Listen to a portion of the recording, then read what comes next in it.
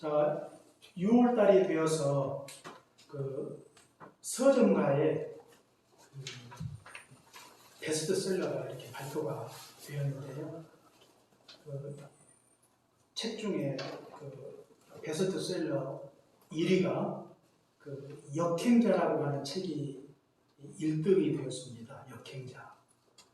일본 사람이 쓴 책인데요. 자척이라고 하는 사람이 쓴 책인데 일종의 그 자기 개발서예요. 자기 개발서. 이 사람의 어떤 직접 경험을 통해서 자기가 체험하는 것들을 기록한 책입니다. 이 사람의 특징은요, 보통 우리가 이 창업을 할 때에는 이 투자를 하고 창업을 시작을 하죠. 투자금이 없이는 창업이 힘들잖아요. 근데 이 사람의 그 창업의 특징은 무자본으로 창업을 해서 자동화 수익 구조를 만들어요. 어떻게 저 하는지 뭐 자세히 잘 모르겠는데 그 책 내용에 보시면 그 역행 7단계라고 하는 그 프로세스가 있는데요. 거기 보시면 이제 그 7단계 모델을 제시를 하고 있습니다. 굉장히 나름대로 좀 이 창업을 꿈꾸고 계시는 분들은 굉장히 흥미로운 책이 아닌가. 나는 자본금이 없어서 나는 이 창업을 할 수 없다. 이렇게 고민하고 있는 분들은 한번 읽어보시면 굉장히 좋은 책이 아닐까 생각이 들었습니다. 일종의 그 발상의 전환이라고 볼 수가 있죠. 이렇게 대중들이 왜 이런 책에 그렇게 열광을 하고 있는 이유가 무엇일까? 아마 그것은 사람들의 마음속에 누구나 좀 부자가 되고 싶은 그런 그 욕망이 있는 것이죠. 부자로 살고 싶은 마음의 간절한 소망이 있다고 하는 것입니다. 이것은 보통 일반 사람들 누구나 가지고 있는 그런 마음이 아닌가 생각이 됩니다. 그렇다면 왜 이렇게 많은 사람들이 부자가 되려고 하는 이유가 무엇일까요? 아마 여러 가지 이유가 있을 것입니다. 일단 부자가 되면 재물 자체가 우리 인간에게 의지의 대상이 될 수가 있는 것이죠. 자녀를 키운다든지 노후를 준비할 때 사실 물질에 우리가 도움을 많이 받지 않습니까? 우리가 노후를 준비하는 것도 어쩌면 자녀를 낳는 것보다 일정한 재물을 준비하는 것이 더 좋을 수도 있다고 하는 것입니다. 그래서 재물을 이렇게 모아놓으면 굉장히 든든하죠. 믿는 구석이 생겨요. 그래서 이 재물을 사람들이 모으는 것입니다. 뿐만 아니라 이 재물은요, 사람들에게 인정받는 수단이 되는 것이죠. 재물은. 사람들은 누구나 인정받고 싶은 욕구가 있어요. 그런데 사람들이 우리가 인정을 받기 위해서 보통 사람들은 사람을 외모로 평가하지 않습니까? 외모로 평가할 때 가장 중요한 기준은 재물의 유무입니다. 재물의 유무. 특히 자본주의 시대에서는 재물의 존재가 굉장히 크지 않습니까? 재물을 많이 가지면 사람들에게 인정을 받는다고 하는 것입니다. 그래서 인정받고 싶은 욕구가 강한 분들은 많은 재물을 모아서 사람들에게 인정을 받고자 하는 것입니다. 뿐만 아니라 우리가 재물을 많이 가지면요, 누리며 살 수가 있어요. 의식주뿐만 아니라 모든 생활에 있어서, 생활 전반에 있어서 재물은 우리 삶 속에서 그 재물을 적절히 활용함으로 우리가 이 땅에서 누리며 살 수 있는 것이 바로 재물이라고 하는 것입니다. 국회의원에 당선되면 한 200가지 특권이 생긴다고 그러죠. 200가지 특권. 그 특권의 내용을 한번 보시면 굉장히 다양해요. 그런데 우리가 재물을 많이 가지면 저는 200가지보다도 더 많은 특권이 생긴다고 생각을 해요. 더 많이 누릴 수가 있는 것이죠. 어쩌면 200가지가 아니라 400가지, 500가지를 더 많이 누리며 살아갈 수 있다고 하는 것입니다. 그러나 우리는 부자로 산다고 하는 것이 과연 그 속에 재물은 있을지라도 그 속에 이렇게 많은 것들 누리면서 살게 되면 그 속에 진정한 만족이 있는가? 이렇게 물을 때 여러분들은 어떻게 대답을 하시겠어요? 아마 우리가 그 역사적으로 볼 때 이 세상에 있는 모든 것들 중에서 가장 많은 것들을 누리며 살았던 인물을 뽑는다면 우리가 전도서 2장에 나와 있는 솔로몬이 아닌가 생각이 들어요. 솔로몬은 자기가 마음에 원하는 것들을 금하지 않았다 그랬거든요. 하고 싶은 대로 하고 살았다 그런 뜻이에요. 낙을 누리고 희락을 누리고 또 사업도 크게 하기도 하고 또 많은 것들을 소유하죠. 동산, 부동산, 노비, 각종 짐승, 각종 도화 이런 모든 것들을 솔로몬이 소유합니다. 또 수많은 처첩들이 있어요. 그는 자기가 누리고 싶은 어떤 욕심을 가진 자로 자기가 누리고 싶은 모든 것들을 금하지 않고 모든 것들을 마음껏 누리며 살았던 인물이 바로 솔로몬이라고 하는 것입니다. 그런데 솔로몬이 이 모든 것들을 누렸음에도 불구하고 그가 내린 결론이 과연 무엇일까요? 어떤 결론을 내렸을 것 같아요? 너무 좋아요? 강추? 솔로몬이 어떤 결론을 내렸는가 다 아시겠지만 자기가 그동안 마음에 원하는 모든 것들을 다 누려보았음에도 불구하고 이 모든 것이 헛되다. 바람을 잡는 것 같다. 해 아래서 이 모든 것들이 무익한 것이다. 그렇게 고백을 하고 있어요. 자기가 경험을 해보니까 그 모든 것들을 자기가 원하는 대로 마음껏 누리면서 그렇게 인생을 살아왔지만 그의 마음은 공허했다고 하는 것입니다. 마치 바람이 자기 손에 잡히는 것과 같은 거예요. 잡히는 것 같은 아무것도 없는 공허한 인생이죠. 그것이 바로 솔로몬의 인생이었다고 하는 것입니다. 결코 그에게 많은 것들을 누렸음에도 불구하고 그의 마음속에 참된 만족이 없었다는 사실을 알 수가 있는 것입니다. 그런데 사람들은 여기에 쉽게 동의하지 않습니다. 나중에 어떻게 되든지 죽어도 좋으니까 한번 마음껏 오늘 없이 한번 멋지게 누려보고 그렇게 인생을 살다가 죽을 때 죽으면 좋겠다.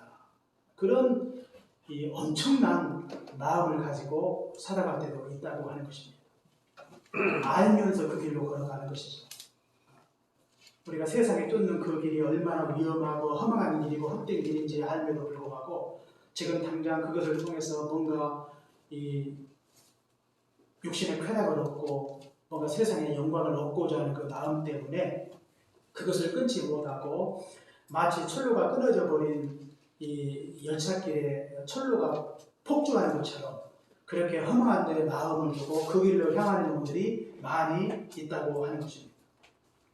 오늘 성경에도 보시면 같은 말씀이에요. 우리가 15절과 16절과 17절에 보시군요. 오늘 성경의 말씀이 무슨 내용인가? 부하여 누리는 것보다는 가난하게 사는 것이 더 낫다는 그런 말씀입니다. 오늘 말씀 핵심이 16절과 17절에. 왜 그런가? 부함으로 말미암아 우리가 재물을 가졌을 때 그 재물을 통해서 많은 것들을 누릴 수가 있어요. 그러나 그것을 누림과 동시에 우리에게 따라오는 것들이 있습니다. 어떤 부정적인 것들, 재물을 내가 얻었을 때 가지게 되는 부작용들이 함께 따라오게 되는 것입니다. 그것이 무엇입니까? 오늘 성경에 두 가지죠. 첫째는요, 16절에 나와 있듯이 우리가 부했을 때, 거부가 되었을 때, 재물이 많을 때 따라오는 것이 바로 번뇌라고 하는 것이죠. 번뇌. 번뇌가 다른 말로 하면 그냥 고민을 가리킵니다. 고민. 그러니까 불교에서도 108번뇌가 있다고 그러죠. 108번뇌.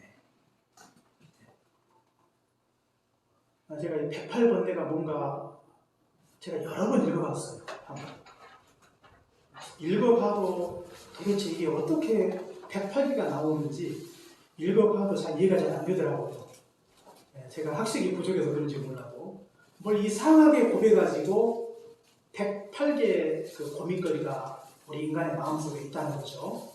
근데 108이라고 하는 것은 108가지 고민거리가 우리 마음속에 있다는 뜻이 아니라 더 많은 고민들이 있는 거죠. 많은 수가 있다는 그런 뜻이에요. 그런데 우리가 재물을 가졌을 때 생기는 그 고민도 역시 이 108번뇌 속에 들어있다고 하는 것이죠. 성경도 역시 같은 말씀을 하고 있는 걸 볼 수가 있습니다. 그렇다면 우리가 재물을 가졌을 때 어떤 고민거리가 생기는 것인가? 적어도 3가지가 생겨요. 첫째는 우리가 과거적으로 볼 때 그동안 자기가 이 얻은 재물을 내가 어떻게 지킬 것인가? 이런 고민이 우리 마음속에 드는 것입니다. 뭐 재물을 자기가 자수성가해서 재물을 모았든지 아니면 유산을 통해서 받았든지 일단 재물을 받게 되면 내가 이 재물을 잘 지켜서 우리 후손들에게 또 물려줘야 되겠다고 하는 그런 마음을 가질 때가 많죠. 그래서 그것 때문에 고민하는 것입니다. 또 하나 우리가 현재적으로 볼 때 재물을 내가 어떻게 사용할 것인가 이것도 역시 고민거리 중에 하나예요. 사실 재물이 없는 사람들은 그런 고민이 별로 없어요. 그런데 우리도 그런 경험을 많이 하지 않습니까? 돈이 없다가 좀 주머니가 좀 이렇게 두툼해지면 좀 어때요? 어떤 고민이 생기죠? 이번에 생각도 못했는데 돈이 얼마 들어갔는데 이거 어떻게 쓰지? 그러면서 자꾸 머리가 돌아가죠. 없을 때는 별로 생각을 안 했는데 뭔가 돈이 좀 있다 싶으면 이걸 어떻게 좀 써볼까 그런 생각이 우리 마음속에 드는 것입니다. 그래서 이 재물이 많은 사람들은요, 어떻게 그 돈을 활용할 것인가, 사용할 것인가, 이런 것 때문에도 고민하게 되는 것이죠. 그리고 미래적으로 볼 때 재물을 어떻게 더 크게 불릴 것인가도 고민을 해요. 일종의 재테크라고 볼 수가 있죠. 재테크. 가진 사람들은 재테크를 엄청 많이 하죠. 가진 사람들은요, 자기가 가진 것에 만족하지 않습니다. 더 많은 것들을 갖기 위해서 끊임없이 재물을 이렇게 적절히 활용하죠. 그래서 재물을 늘려가는 것입니다. 욕심이 끝이 없어요. 잠언 30장에 보면 거머리에게는 2 딸이 있는데 다오다오 하느니라 그랬죠. 거머리에게 이 2 딸이 있다고 하는 것은 거머리의 입에 이제 두 개의 빨대가 있다는 뜻인데 거머리가 딱 달라붙어서 그 빨대로 이렇게 피를 뽑아먹지 않습니까? 그래서 적당히 뽑아먹고 떨어지면 좋은데 거머리가 어때요? 계속 붙어있어요. 그래서 시골에서 농사 짓다 보면 이놈이 얼마 전에 붙었었는데 지금도 계속해서 붙어있죠. 그래서 딱 걸려서 죽지 않습니까? 그러니까 이 욕망이 끝이 없다는 거예요. 자기가 가진 그 재물을 통해서 더 많은 것들을 얻고자 하는 그 인간의 그 심리가 그 속에 잘 나타나 있다는 사실을 알 수가 있습니다. 그래서 재물을 내가 어떻게 지키며 살 것인가, 어떻게 그걸 잘 활용할 것인가, 그리고 어떻게 더 많은 재물을 모을 것인가, 이런 것 때문에 자꾸 고민을 하게 되는 것입니다. 재물이 없는 사람들이 이런 고민이 없어요. 자유하죠. 저도 이제 그 처남들하고 가끔 이제 만나서 좀 식사를 좀 할 때가 있는데 처남 중에 돈이 조금 있는 사람이 있어요. 근데 이제 가만히 같이 이야기를 하다 보면 제가 많이 듣는 소리가 하나가 있는데 그 소리가 뭔고 하니 골치 아프다. 만날 때마다 제가 그 이야기를 들어요. 뭐 때문에 골치 아픈지 저는 잘 알죠. 막 이렇게 저렇게 막 돌리니까 머리가 아픈 거예요. 저는 머리가 안 아픈데. 자유함이 없는 거죠. 자유함. 그래서 재물을 많이 가져도 고민이 많습니다. 번뇌가 그 마음속에 항상 있어요. 재물이 없으면 그런 고민이 없습니다. 그러나 재물이 없으면 불편해요. 불편한 것을 우리가 감수하는 것입니다. 재물이 없다고 다 좋은 건 아니에요. 재물이 없으면 참 불편하죠. 근데 없으면 없는 대로 좀 불편을 감수하며 살면 뭔가 그 속에 만족이 있는 것이죠. 대부분의 사람들이 넉넉하게 재물을 가지고 사는 사람들이 그렇게 많지 않습니다. 넉넉하게 내가 쓰고 싶은 대로 마음껏 쓸 수 있는 사람의 수가 그렇게 많지 않아요. 대부분은 다 이렇게 가난하게, 평범하게 살고 있다고 하는 것입니다. 그러나 재물이 많음으로 말미암아 생기는 이런 번뇌, 이런 고통들이 얼마나 많은지를 몰라요. 그 다음에 두 번째로 이 재물을 통해서 생기는 부작용이 무엇입니까? 그건 바로 미움이라고 하는 것이죠. 미움. 자, 오늘 성경 17절에 보니까 살된 소를 먹으며 서로 미워하는 것보다 나으니라 이렇게 말씀하고 있죠.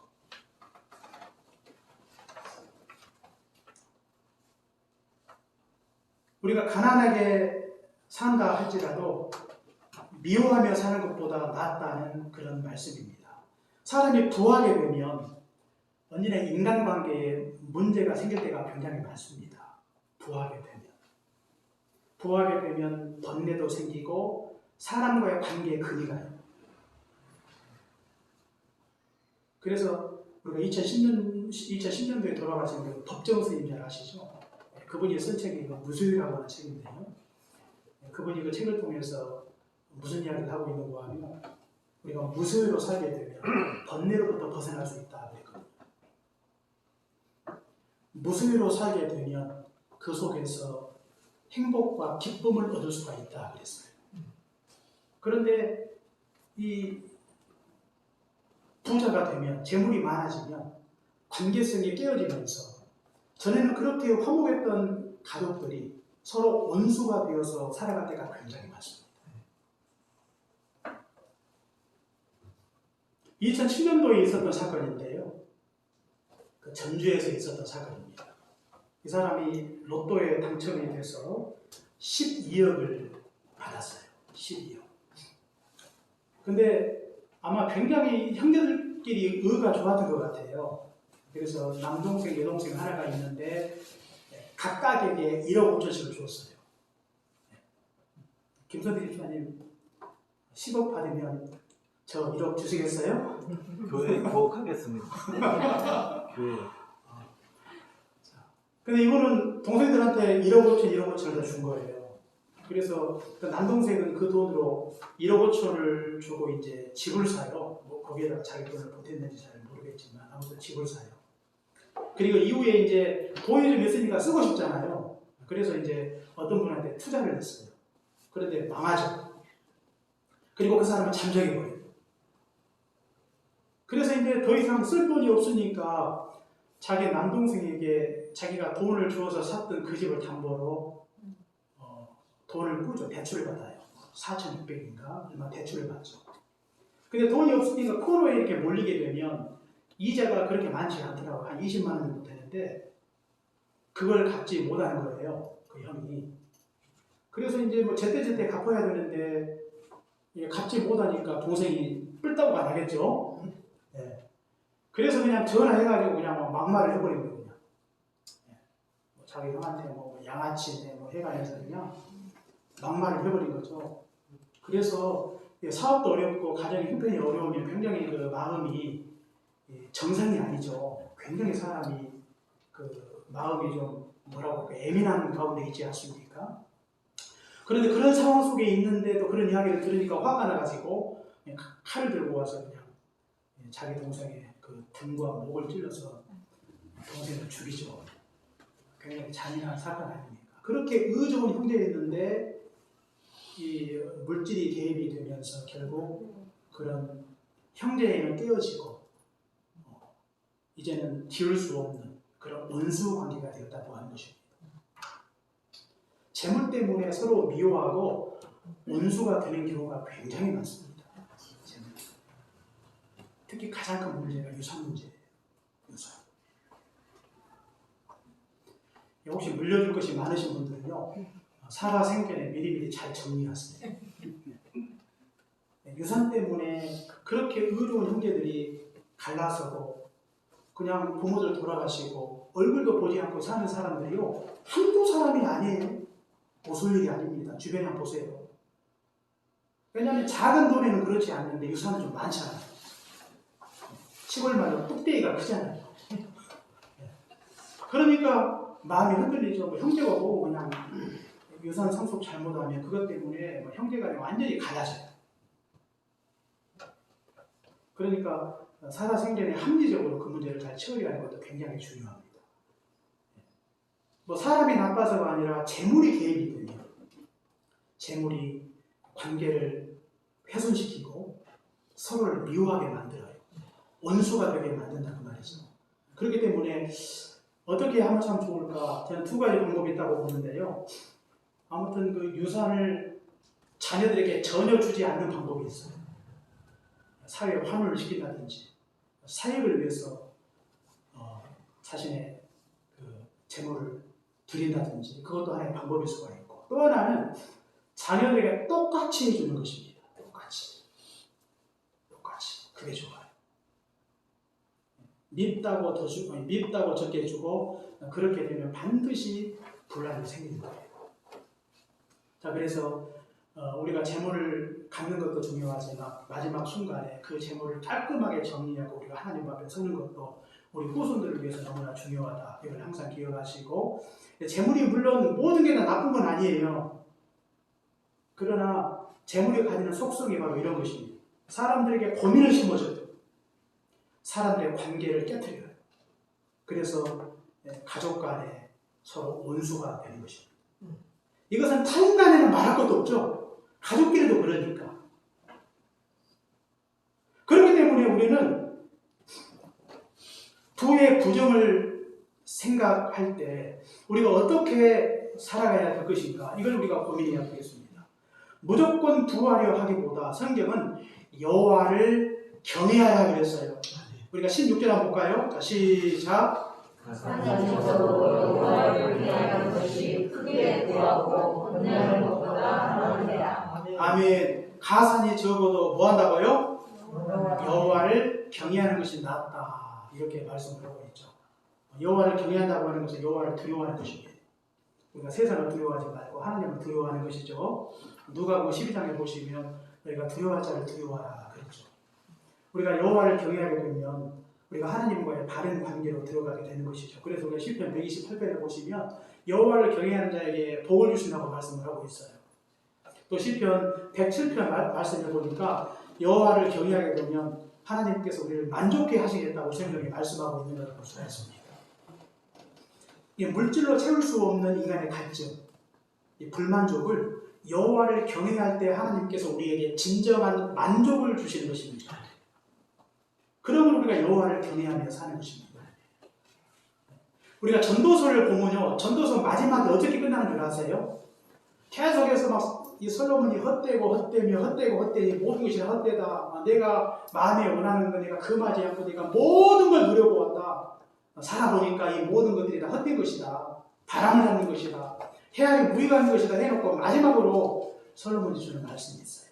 이게 무슨 말씀일까요?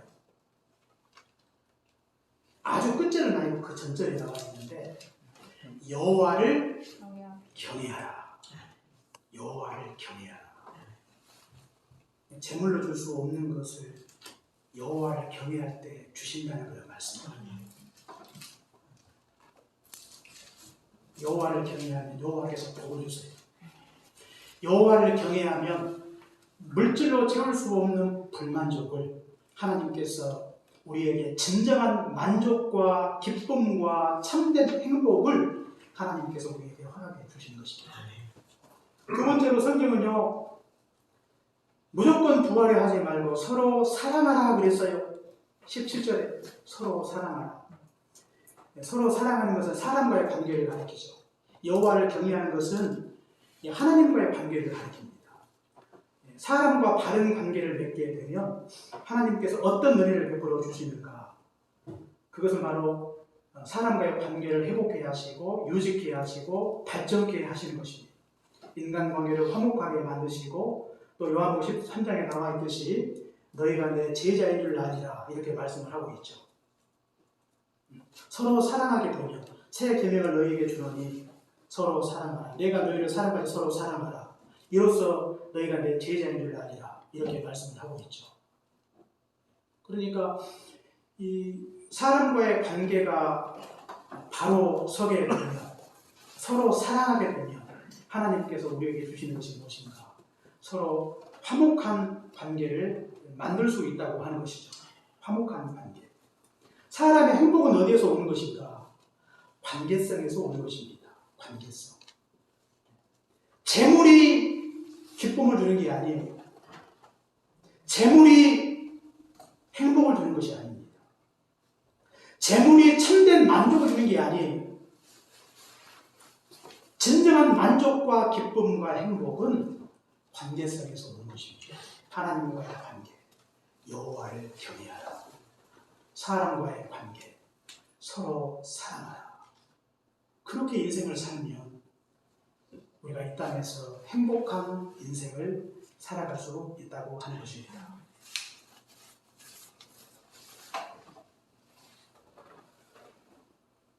많은 사람들이 재물이 우리가 원하는 모든 것들을 줄 수 있다고 생각을 해요. 재물에 대한 기대와 이 환상이 얼마나 큰지 몰라요. 그러나 차라리 내가 가난하게 살지언정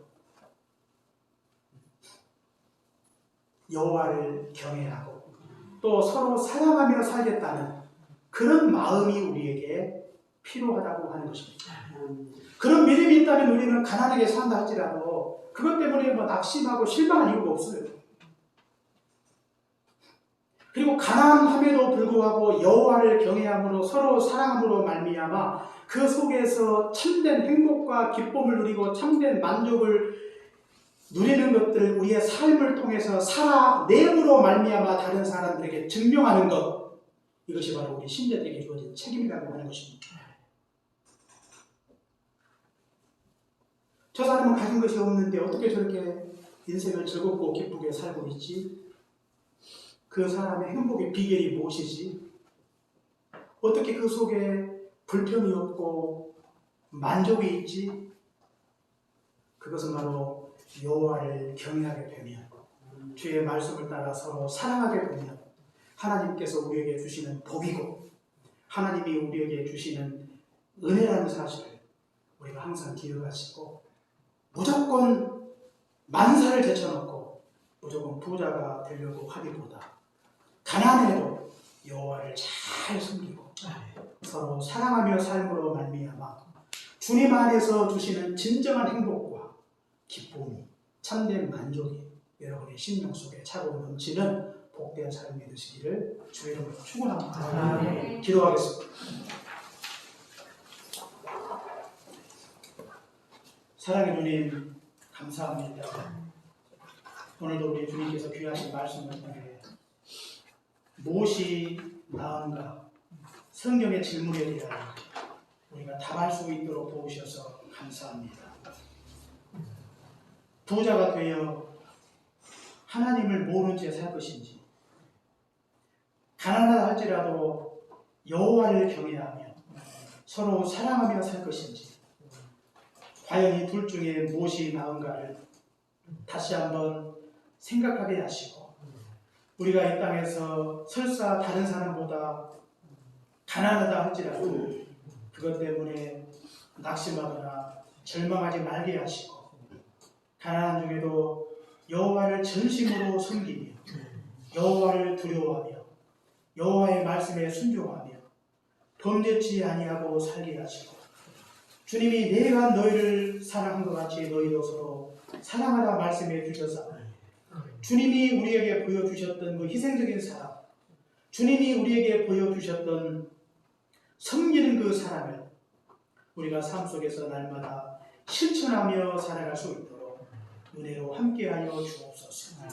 여호와를 경외할 때 복을 주시고 여호와를 경외할 때 하나님께서 참된 만족을 주신다 말씀해 주셨사오니 이 같은 복들을 우리가 주님 안에서 누리며 살아가는 복된 인생 되게 하여 주옵소서. 예수님 이름으로 기도합니다.